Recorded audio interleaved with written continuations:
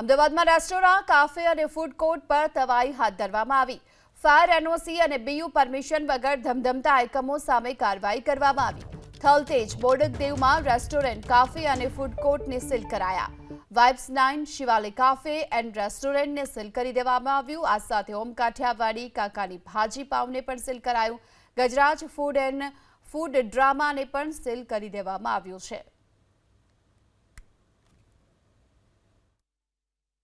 ભાવનગરમાં બાળકોની એક હોસ્પિટલમાં આગ લાગવાની ઘટના બાદ રાજ્યનું પ્રશાસન ફરી એક વખત જાગતું થયું છે. અમદાવાદ મ્યુનિસિપલ કોર્પોરેશને જે રેસ્ટોરાં, કાફે કે ફૂડ કોર્ટ કે જેમની પાસે બીયુ પરમિશન નથી અથવા તો ફાયર એનઓસી નથી, તેને સીલ કરવાની પ્રક્રિયા ફરી એક વખત શરૂ કરી છે.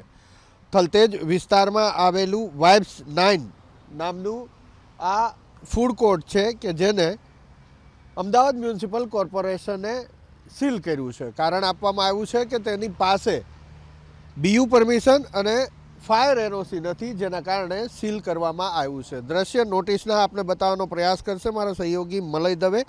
જે નોટિસ અહીંયા લગાવવામાં આવી છે, આ વાઇબ્સ 9 નામનું ફૂડ કોર્ટ છે કે જ્યાં આ પ્રકારેની કાર્યવાહી પ્રશાસન દ્વારા કરવામાં આવી છે. આ ઉપરાંત ઓમ કાઠિયાવાડી કાકાની ભાજી પાવ, ગજરાજ ફૂડ અને થલતેજમાં આવેલા વાઇબ્સ 9 અને શિવાલય કાફે એન્ડ રેસ્ટોરન્ટમાં આ પ્રકારેની કાર્યવાહી એ એસ્ટેટ વિભાગ દ્વારા, અમદાવાદ મ્યુનિસિપલ કોર્પોરેશનના એસ્ટેટ વિભાગ દ્વારા કરવામાં આવી છે. જ્યારે કોઈ ઘટના કે દુર્ઘટના બને છે ત્યારે પ્રશાસનને યાદ આવે છે કે આવા કેટલા એકમો ચાલી રહ્યા છે. જોકે બાબત એ પણ સારી છે કે આવા એકમો જે નિયમ વિરુદ્ધ અથવા તો મંજૂરી વગર ચાલી રહ્યા હતા તેને બંધ કરવાની પ્રક્રિયા હવે અમદાવાદ મ્યુનિસિપલ કોર્પોરેશને શરૂ કરી છે.